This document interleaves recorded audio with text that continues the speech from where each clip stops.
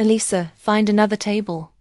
This one is reserved for family, not for washed-up poetry writers.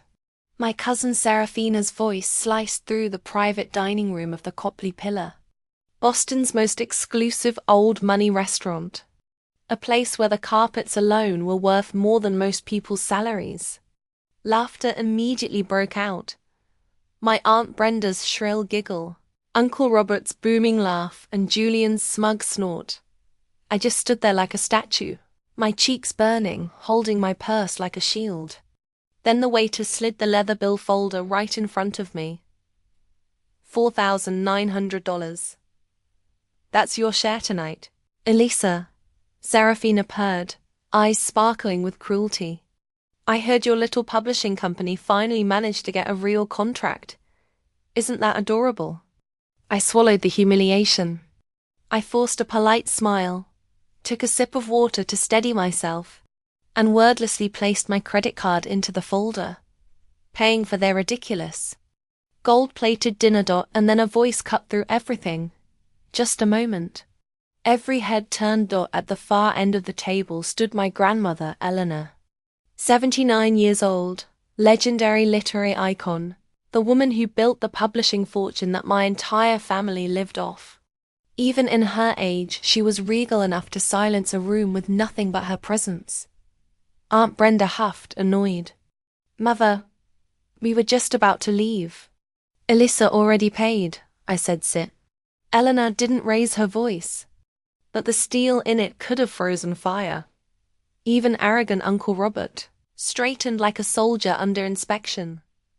Eleanor walked slowly around the table, each step deliberate, her eyes sharp enough to cut bone. For 22 years, she began, voice steady and controlled, I have watched the way you treat Eliza, ever since her parents died, and I trusted you to look after her. It was a joke. Seraphina tried to laugh, but her voice cracked. A joke. Eleanor stopped right in front of Brenda. You mock her company, Lighthouse Press, calling it a failure. Tell me, Brenda, when was the last time you actually read a single book she published? Or are you too busy spending money from the company I built? Brenda's face turned scarlet. Eleanor shifted to Uncle Robert. You scoff at poetry. Call it pointless?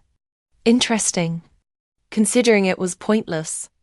Poetry that paid for your Beacon Hill mansion. The one I purchased for you. Robert stared at his untouched dessert. Then, her gaze swept toward my cousins, Harvard and Wharton graduates. Cars worth more than most houses. Yet Eliza, who has more talent in her smallest finger than you have combined, took loans to attend community college. And I don't recall either of you bothering to attend her graduation. Silence thickened until even breathing felt loud. And tonight, she continued, after everything she has endured, you publicly humiliate her, and then force her to pay nearly $5,000 for the privilege of being mistreated. Eleanor returned to her place at the head of the table. The room was frozen, tension buzzing like electricity. I am 79, she said quietly. Lately I have been thinking deeply about my legacy, what I will leave behind. Seraphina and Julian leaned forward just slightly, hunger in their eyes. The moment they dreamed of was finally here. My current will, Eleanor continued, states that everything, the estate, the entire publishing empire, first goes to my daughter Brenda, then to my grandchildren, Seraphina and Julian. Seraphina's lips twitched into a victorious grin, but, Eleanor said. She pulled a cream-colored envelope from her purse. Simple but heavy with power. I had a new will drafted. It was signed and notarized yesterday. Seraphina's smile dissolved instantly. Grandmother, what do you mean? You can't do that. Julian blurted, voice cracking. Eleanor arched one eyebrow. Why not? She stood and walked to my side. I instinctively flinched, but she gently placed a hand on my shoulder. firm and warm. You all treated Elisa like a servant, she said. You dismissed her passion. You degraded her achievements. And tonight, you proved that you understand nothing about the value of what I spent my life building. Her voice sharpened. So here's what will happen. My entire estate, every copyright, every share of stock, every unpublished manuscript will go to Eliza. Explosion, you're insane. Serafina screamed, slamming her palms onto the table. That's illegal. That empire is our birthright. Aunt Brenda burst into tears. Mother, please. I am your daughter. That girl isn't even real family. Elisa, Eleanor said, quiet but cutting, is more family than any of you have ever chosen to be. She earns her worth through integrity, not blood. You're being manipulated, you senile witch. Serafina shrieked. She planned this. She tricked you. Brenda sobbed hysterically. Robert tried to slip into fake diplomacy. Eleanor, let's be reasonable. Split the estate. Elisa can take a portion, of course. I couldn't speak. I could barely breathe. Billions. The entire Eleanor publishing empire. The inheritance felt unreal, like a word with no definition. I turned to my grandmother. My voice was barely air. Grandmother. Why? Why now? Eleanor's fiery expression softened. The first time that night. She took my hand gently. Because I am dying, Eliza. Her words hit harder than any fortune ever could. Pancreatic cancer, she said calmly. Stage 4. 6 months, maybe less. The world tilted. Tears filled my eyes instantly. The only person who ever truly saw me, loved me, was slipping away from across the table. I heard an ugly burst of laughter. See? Serafina screeched. She's lying. She's making up some illness to manipulate you. We'll sue, she continued, voice hysterical. We'll bring in doctors. We'll prove she's mentally incompetent. Julian was already in the corner yelling into his phone. No doubt the family lawyers. Robert pretended concern. Voice syrup sweet. We don't have to fight, Eleanor. Let's talk it through. We can compromise. Elisa doesn't need all of it. The room became chaos, but I sat frozen, drifting between grief and disbelief. My grandmother squeezed my hand. The decision is made, she said, cutting him off. She pushed her chair back. We're going home. Elisa, we have a lot of work to do. As I stood up, my legs shaking, I asked the one question that was burning in my mind. Grandmother, if you knew, why did you wait so long? Why did you let them? She stopped and turned to look at me. Her eyes filled with a profound sadness I had never seen before. I've been silent for too long, she said, her voice low. Do you know what the greatest pain of a parent is? Eliza, it's hoping your child will change and being disappointed every single day. I kept hoping Brenda, my daughter, would see her worth. That would honor the legacy I built. Booty was wrong. I was ashamed. Ashamed that I let her and her family stain everything I worked for with their greed. This illness, it's not a curse, my dear. It was just a deadline. It was the final bell, forcing to do what I should have done years ago. I cannot die knowing my life's work will fall into the hands of people who despise its very soul. We walked out of room, leaving them all standing there in stunned, furious silence. As door closed, I heard Serafina's voice one last time. Hello, this is promise. You will never see a penny of that money. UB times T. I moved into Eleanor's Beacon Hill estate that night. The quiet hallways lined with first editions felt like a sanctuary compared to the life I'd known. My phone, however, was a war zone. It exploded with calls and texts from Serafina and Julian. each one more vulgar and threatening than the last. Walter, Eleanor's attorney, met us in Thelebury. He was kind, but all business. He explained that Eleanor had activated a $5 million trust fund for my immediate use. To protect yourself, Miss Eliza, he said, and to ensure Lighthouse Press is secure. He wasn't wrong. As predicted, Serafina had leaked the story to the tabloids. The next morning, the headlines were everywhere. Litter legend Elena manipulated by poetrinis. Family disinherited. The online comments were brutal. A vice gold digger. She waited until the old woman was dying, and then made her move. That little poetry press is just a cover she used to get close to the money. My Aunt Brenda and Uncle Robert filed the official lawsuit 2 days later, claiming diminished capacity and undue influence. Serafina, acting as their counsel, immediately hired a private investigator. New stories started popping up. Planted whispers that I had failed out of community college. It graduated with honors, that my publishing house was drowning in debt. It was finally turning a profit, and that I had been preying on Eleanor for years. Eleanor, who seemed weaker after the confrontation at the restaurant, sat with me in the study, a blanket over her lap. She held my hand, her grip surprisingly firm. They want to break you, Eliza, she said, her voice key but fierce. They want to paint you as guilty, as weak, as a manipulator. Seth Wilde believes their lie. Do not give them the satisfaction. Reading those words. Gold digger, manipulator. A part of me, a small dark part, actually felt guilty. That's what they wanted. I kept thinking about that night, about the bill. Why did I agree to pay it? Why did I just sit there and take the humiliation? And then I realized it was the endurance trap. For 22 years, they had trained me to believe that silence was survival. That accepting their casual cruelty was the price I had to pay for a few scraps of a fake family. That $4,900 bill wasn't weakness. It was a conditioned reflex. 1. They had spent 2 decades perfecting.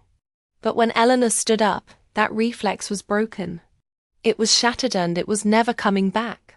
The smear campaign was one thing, but Eleanor and Walter were preparing for the real battle.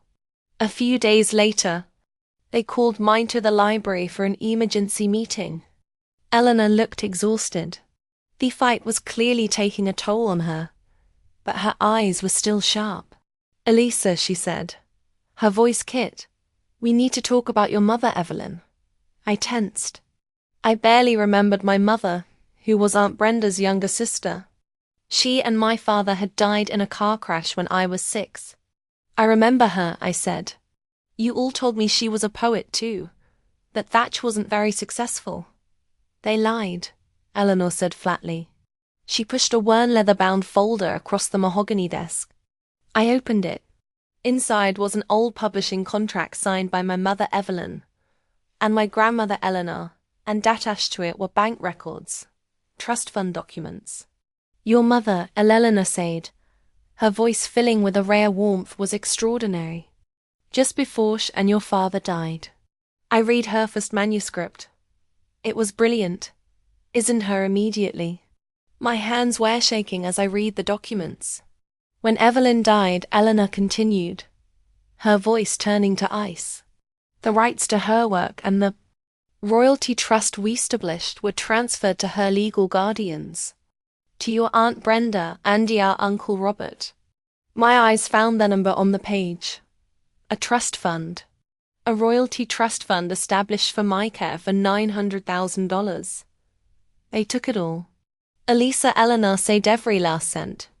They spent it on Serafina's private school, on Julian's instant fund, on their vacations to Europe. They buried your mother's work, let it go out of print, and spent her legacy on their own children, all while telling you that you were the burden. The air left my lungs. It was so much worse than the dinner. So much worse than the insults. It wasn't just cruelty. It was theft. They hadn't just mocked my passion for poetry. They had paid for their lives by stealing mimethers. The irony was so bitter. It choked me. All those years. Sarah Fenelon at my pointless poetry degree. Julian calling my publishing house a carity case. They were living on stolen poetry money. As that devastating truth settled in, my phone buzzed on Theatable. It was Uncle Robert. Eleanor looked her eyes on mine and nodded. Answer it. Put it on speaker. I pressed the button. Robert's voice filled their room.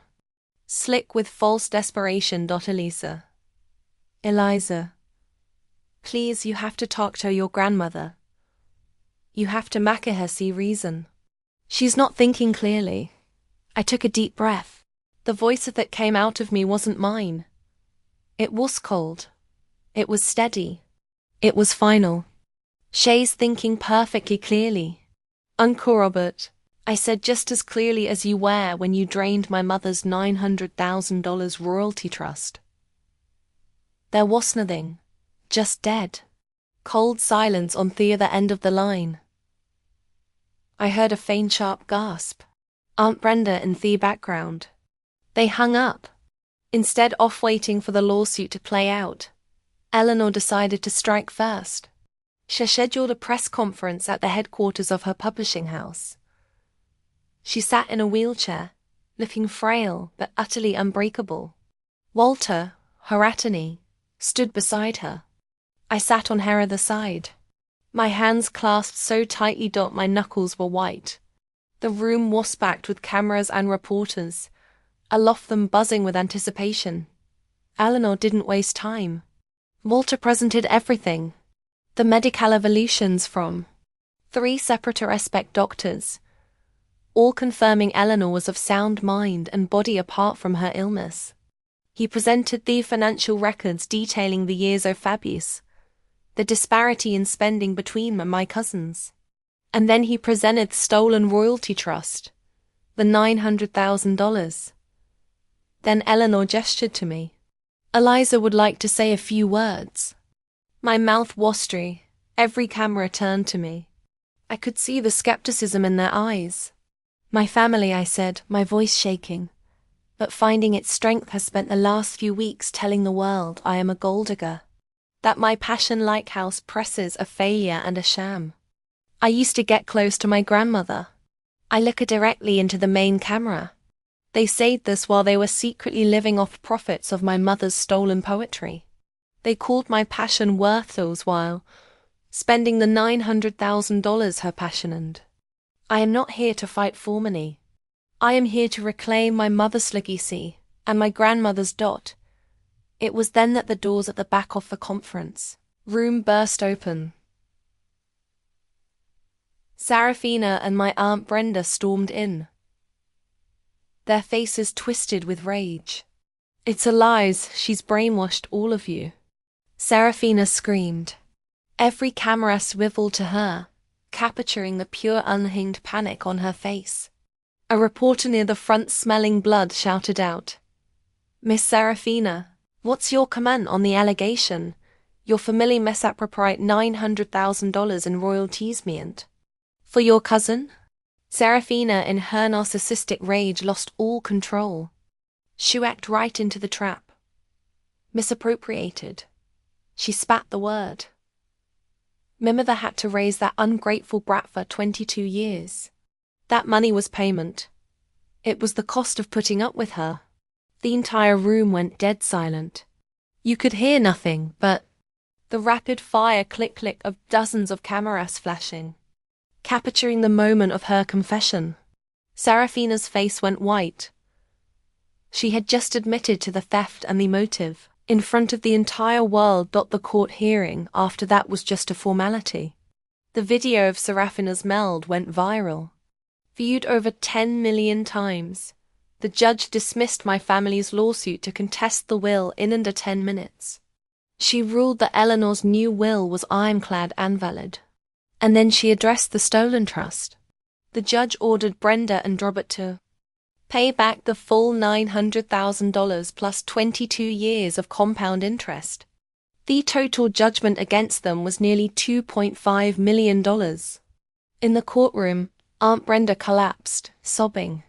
Uncle Robert just stared forward, looking like a ghost. Eleanor squeezed my hand. "It's done, sweetheart," she whispered. "You're free." Eleanor passed away peacefully in her sleep a few weeks later. We spent this last weeks together, not talking about the lawsuit, but reading my mother's manuscripts. My family's downfall was swift, brutal, and total. Unable to pay the $2.5 million judgment, Brenda and Robert were forced into bankruptcy. They lost the Beacon Hill house. They lost everything. A few months later, the district attorney filed criminal charges for fraud and embezzlement. They were both found guilty. Serafina's public on-camera confession and unethical behavior got her permanently disbarred. Julian, Tito, the family's financial disgrace, was fired from his investment fund. I took control of Eleanor's empire, and I did two things. First, I didn't close Lighthouse Press. Instead, I used their new resources to relaunch it as the Evelyn Legacy Foundation, the largest grant-providing foundation in the country for young and overlooked poets. Second, I published my mother's collection of poetry. It became an international bestseller within 6 months. Last week I got an email. It was from Serafina Eliza. It read, "I know we had our differences, but we are a still family. I'm struggling. You can't possibly need all that money. Can't you find it in your heart to help me?" Just a little. I stared at the message. I thought about the dining room at the Copley Pillar. I thought about Thelauta. I thought about the $4.900 bill, and I hit delete. They say blood is forever. But they're wrong. There are some relationships so toxic they will poison your entire life unless you save yourself. Making the decision to cut them off isn't cruelty. It's the final necessary act of self-preservation. You don't owe someone your entire life just because they raised you in contempt. Family isn't something you owe. It's something you deserve. And sometimes to find yourself to build a true legacy, you have to be willing to let go of blood. Do you think I did the right thing? Have you ever had to make a hard choice to protect your own peace? Share your story down in the comments.